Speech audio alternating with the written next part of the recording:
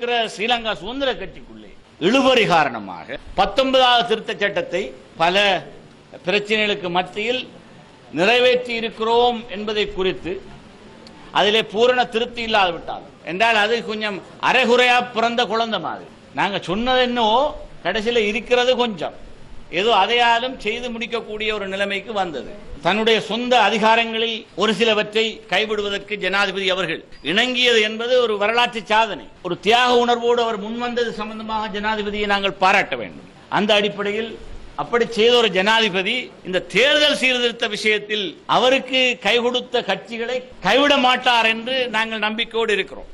சிறுபான்மை கட்சிகள் புதிய தேர்தல் சீர்திருத்தத்தினால் படுமோசமாக பாதிக்கப்பட போகிறோம் என்ற விஷய சம்பந்தமாக நாங்கள் இப்பொழுது அரசாங்கத்தோடு பெரிய முரண்பாடு எங்களுக்கு ஏற்பட்டது. நாங்கள் சமர்ப்பித்த ஆலோசனைகளை அப்படியே புறந்தள்ளி வெறும் ஸ்ரீலங்கா சுதந்திர கட்சிக்குள்ளே இருக்கிற உள்முரண்பாடுகளுக்கு தீர்வாக இந்த புதிய தேர்தல் சீர்திருத்தத்தை அறிமுகப்படுத்துகிறார்களா என்ற ஒரு சந்தேகம்